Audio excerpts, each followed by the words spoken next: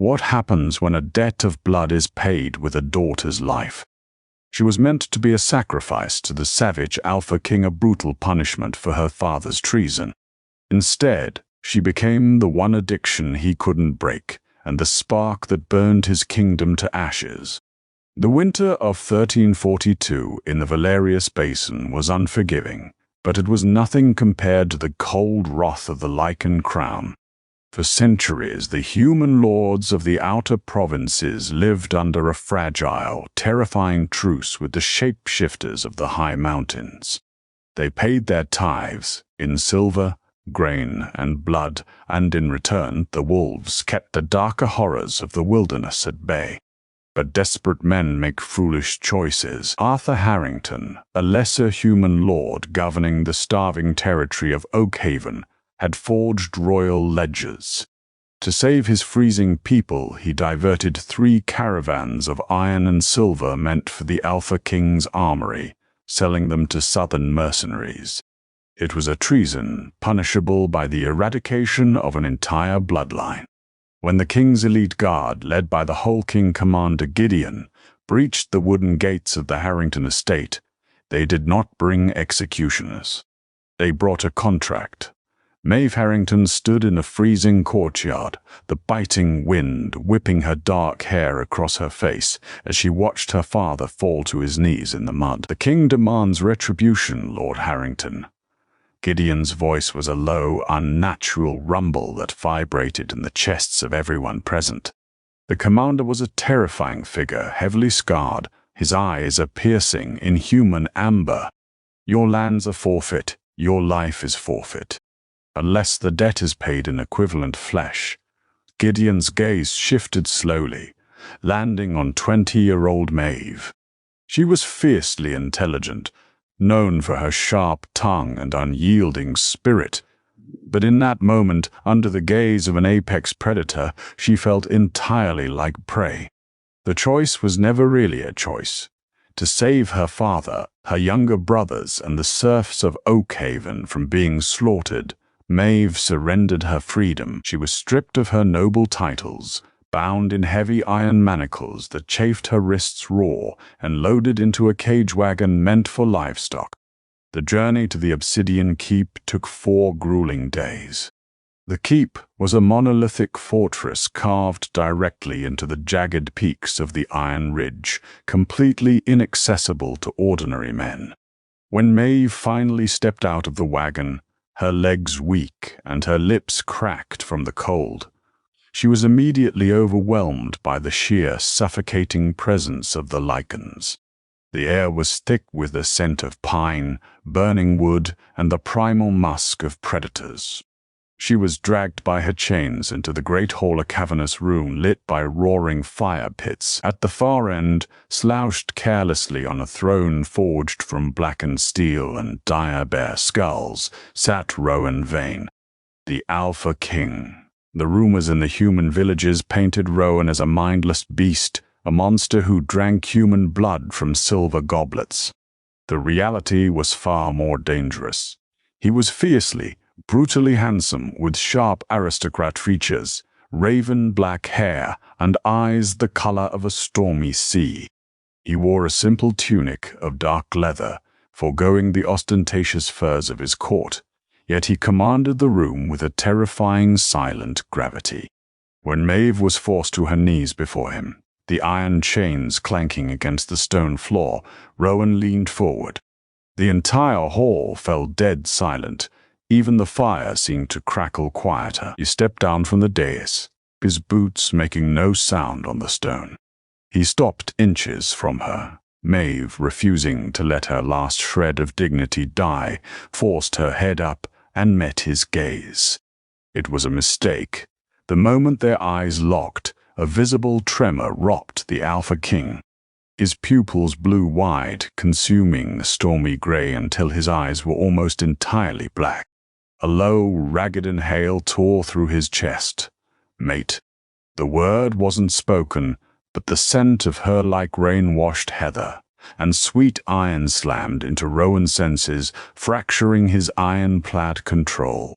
He was a king built on ruthlessness, a leader holding a fractured, violent kingdom together through pure fear.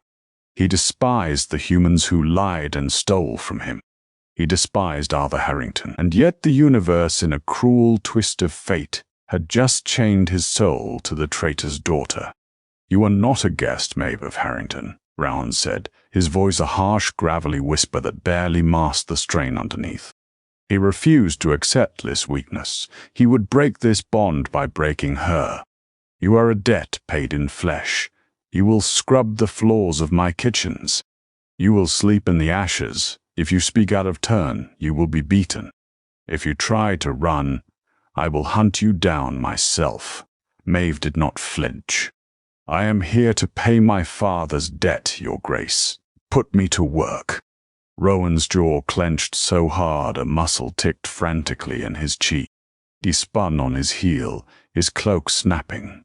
"Get her out of my sight," he snarled to the guards. But as they dragged her away, Maeve looked back over her shoulder, catching the Alpha King watching her with an intensity that made her blood run cold and strangely hot in her veins. Life in the underbelly of the Obsidian Keep was designed to crush the soul.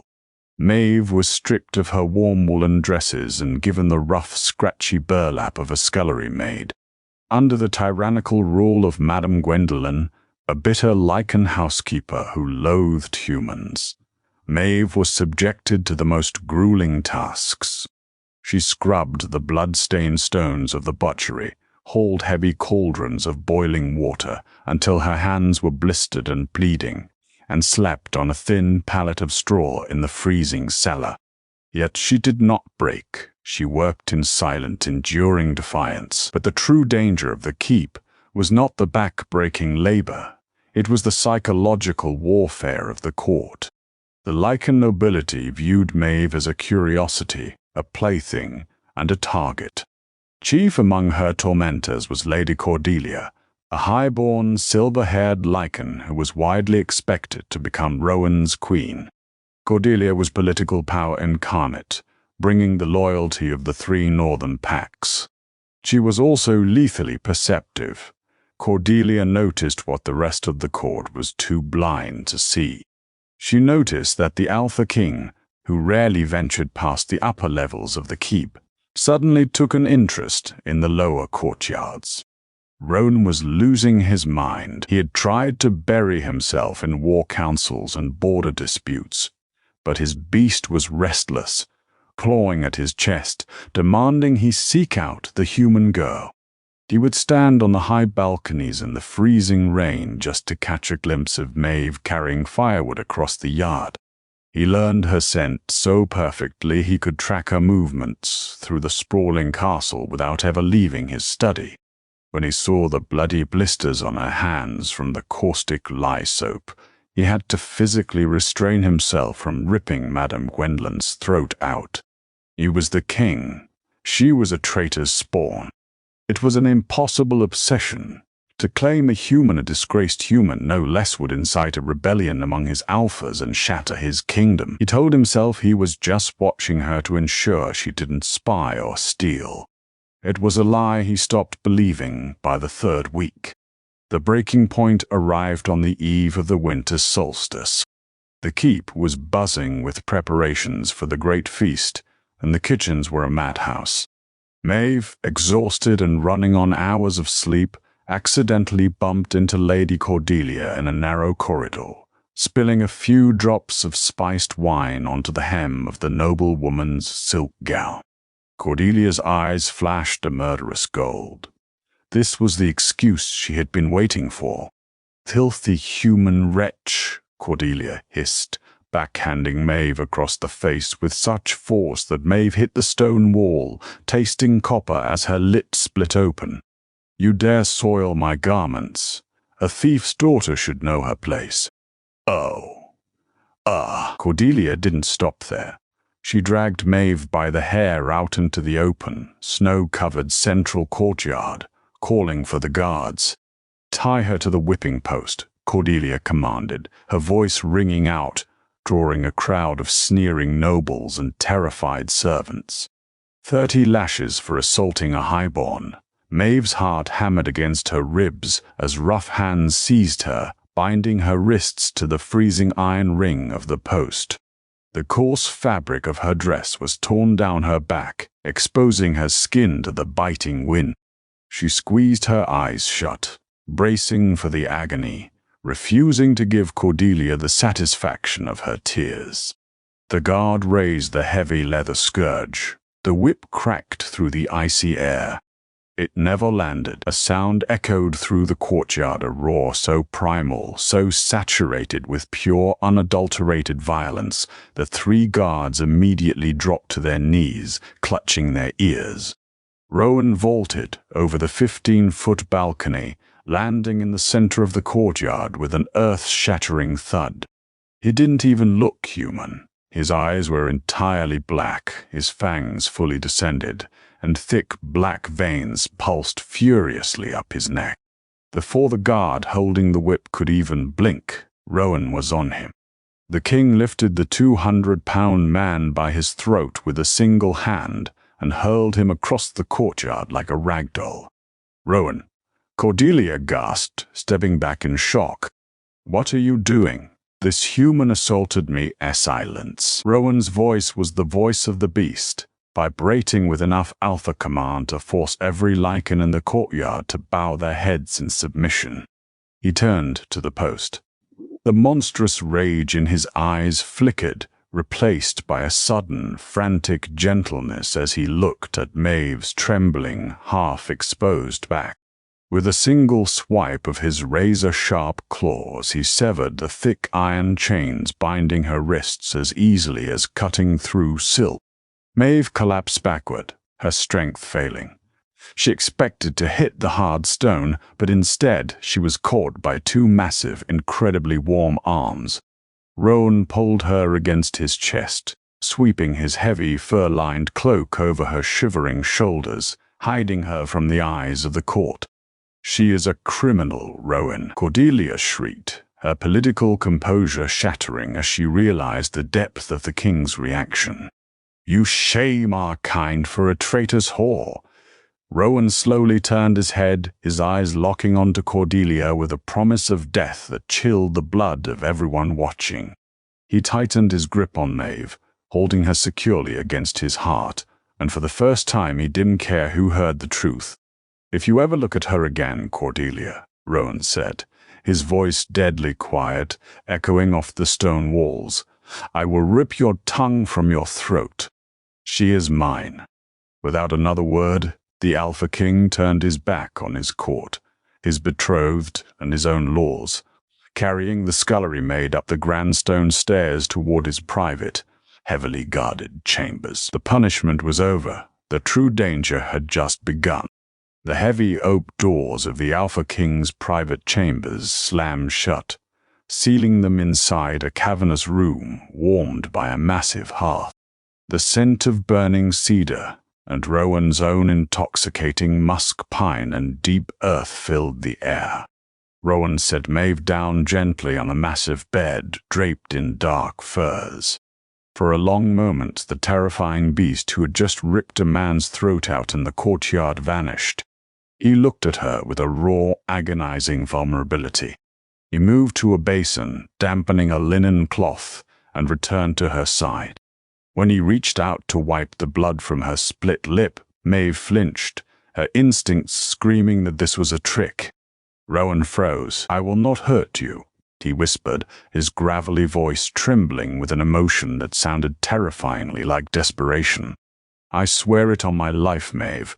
I will never let anyone hurt you again." "Why?" Maeve asked, her voice raspy. She pulled the heavy cloak tighter around her torn dress. "You sentenced me to the ashes. You threatened to slaughter my family. My brothers, Thomas and Peter, are likely freezing in a human orphanage because of you. Why play the savior now?" Rowan closed his eyes, a heavy sigh escaping his chest. "Because I was a fool," he admitted, opening his eyes to meet hers. The stormy gray had returned, swirling with undeniable truth. "Because you are my mate. The bond struck me the moment you looked at me in the great hall." I tried to deny it. I thought keeping you in the shadows would break the tie and protect my kingdom's fragile peace. But seeing you bleed, seeing that whip, a low growl vibrated in his chest. It nearly broke my mind. Maeve stared at him, the reality of his words settling over her like a heavy blanket. The mate bond. It was a legend among the human villages, a soul-deep tether that lichens valued above life itself. If this was true, she held the most dangerous, powerful creature in the realm in the palm of her hand. But she was no fool. She knew what this meant for them politically. Lady Cordelia will not let this stand, Maeve warned, her sharp mind already analyzing the chessboard. She brings the loyalty of the northern Pax. You just humiliated her in front of your entire court for a human scullery maid. They will rebel, Rowan. Let them, Rowan stated coldly. I am the Alpha King. I rule by right of blood and strength, not by marriage treaties. But Maeve's instincts were correct. Down in the lower levels of the keep, treason was already brewing. Lady Cordelia, her face twisted in a mask of pure humiliated rage, had retreated to the chambers of Lord Richard Donovan. Donovan was a ruthless Lycan warlord who controlled the eastern silver mines. He had long despised Rowan's relatively peaceful treaties with the human territories. He has lost his mind to a filthy human, Cordelia spat, pacing the stone floor. He threw away our alliance for a traitor's daughter. Ow. Lord Donovan poured a goblet of dark wine, his scarred lips curling into a wicked smile. Then we remove the distraction, Cordelia. But we cannot simply assassinate the girl in his chambers. Rowan would slaughter us all. We must draw him out. And to do that, we need leverage. Donovan summoned Captain James Lewis, a corrupt human mercenary who operated in the shadows of the Iron Ridge. Lewis was exactly the kind of man who would sell his own mother for the right price. I need you to find 2 boys, Donovan instructed the mercenary.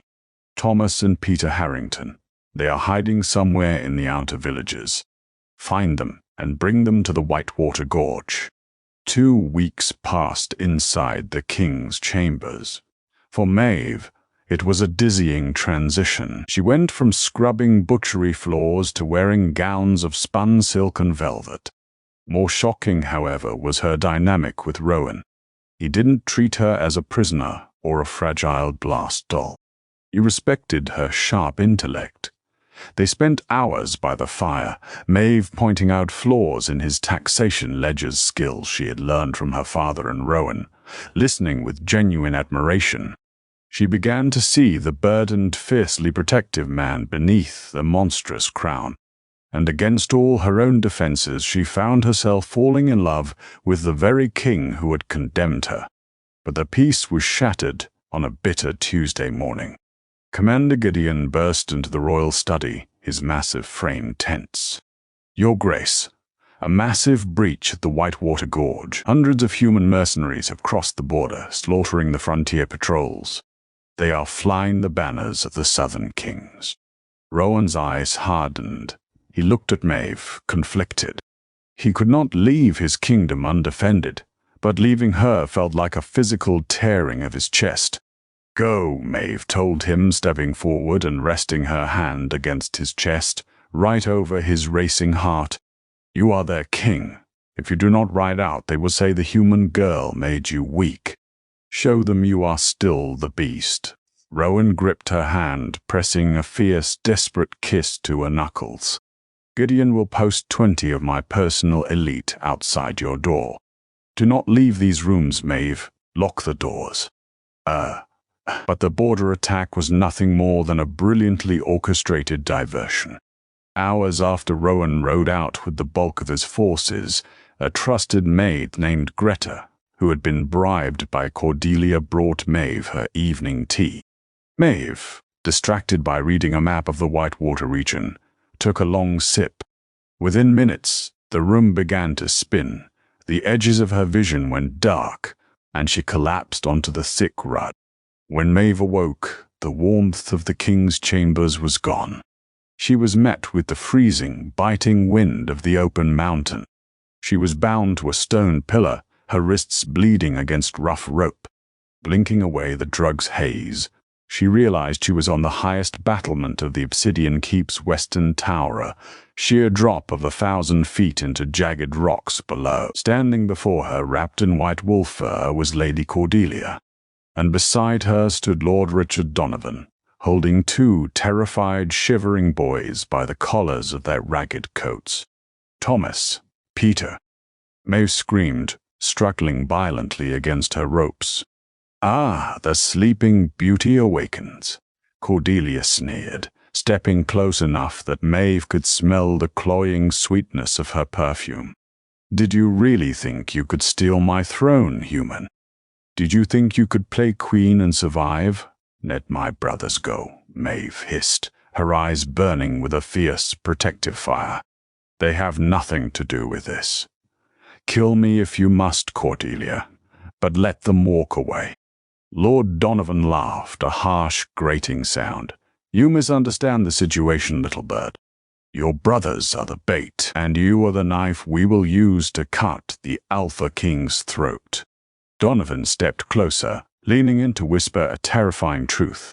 "Your father, Arthur Harrington, he never stole those caravans. I did. I needed the silver to pay Captain Lewis and his mercenaries to stage today's little distraction. I forged your father's ledgers to frame him, knowing Rowan would blindly execute him and weaken the human borders. You being dragged here as a slave was just a happy accident."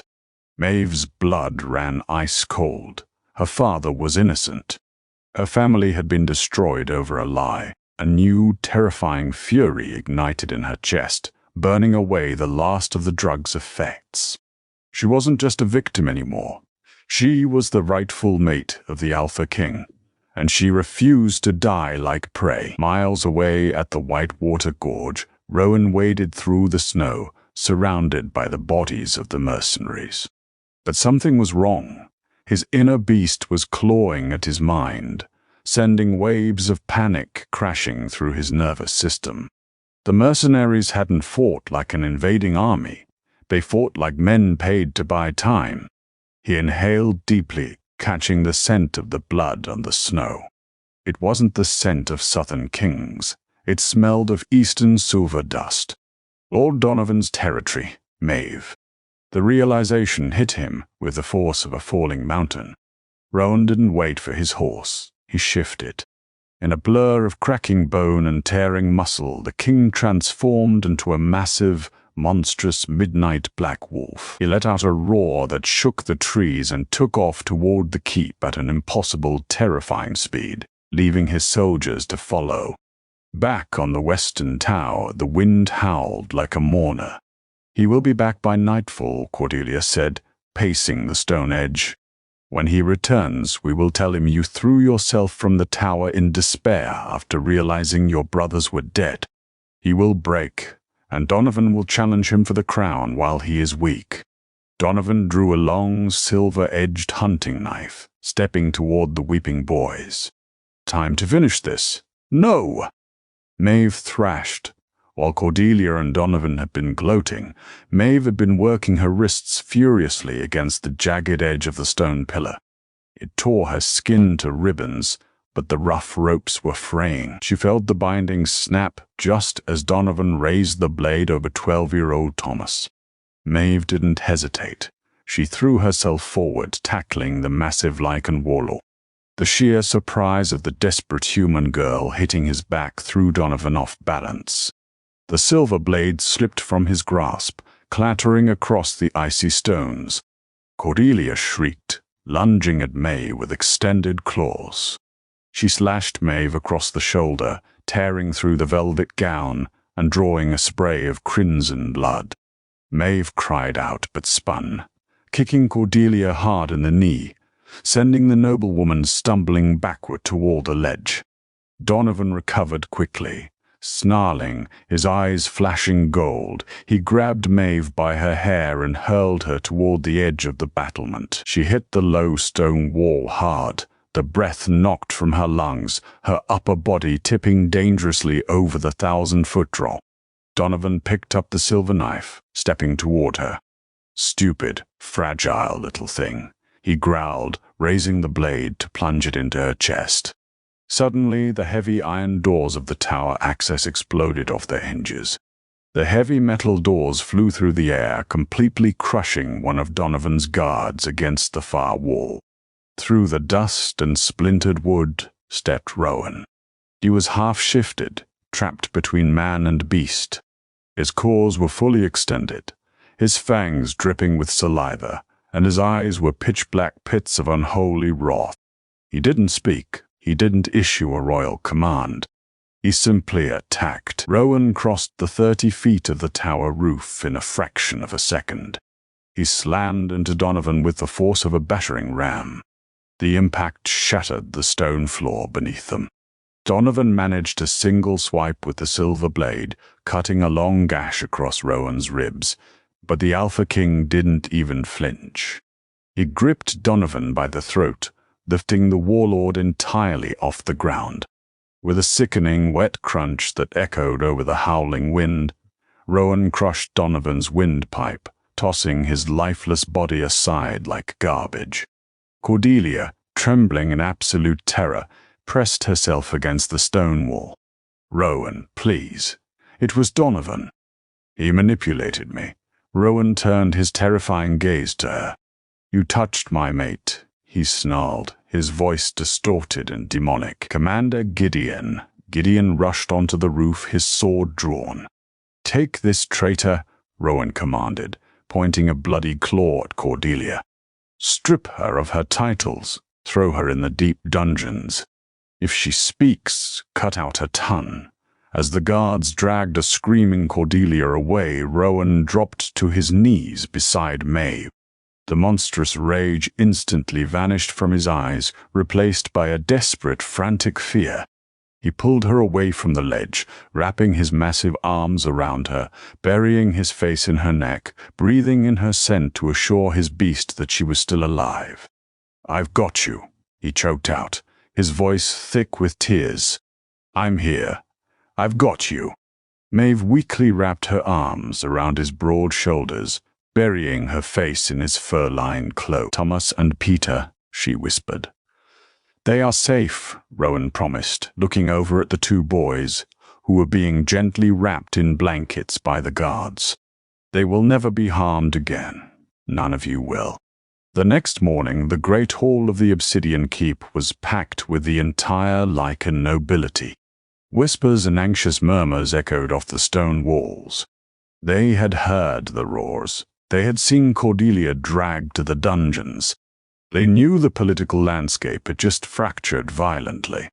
The heavy doors groaned open, and the hall fell dead silent. Rowan walked down the center aisle, tall, regal, and imposing. But he did not walk alone. Beside him, dressed in a stunning gown of deep crimson and midnight black, stood Maeve Harrington. Her head was held high, her spine steel, and she held the hands of her two younger brothers. Rowan stopped before the black steel throne. He turned to face his court. He didn't just pull Maeve to his side. He took her hand and stepped up onto the dais, pulling her up with him to stand exactly on his level. Lord Richard Donovan was a traitor who framed Arthur Harrington to steal from this crown. Rowan's voice boomed, leaving no room for argument. "He is paid with his life. Let this be known to all Pax, human and Lycan alike. Maeve Harrington is not a prisoner. She is not a debt." Rowan turned to Maeve, his stormy eyes filled with absolute, unwavering devotion. He bowed his head slightly to her in front of the entire assembly. "She is my mate," Rowan declared to the silent hall. "She is your queen, and anyone who disrespects her will answer to my claws." Slowly, starting with Commander Gideon at the front of the hall, the Lycan alphas and lords dropped to one knee, bowing their heads in submission. The reign of fear had ended.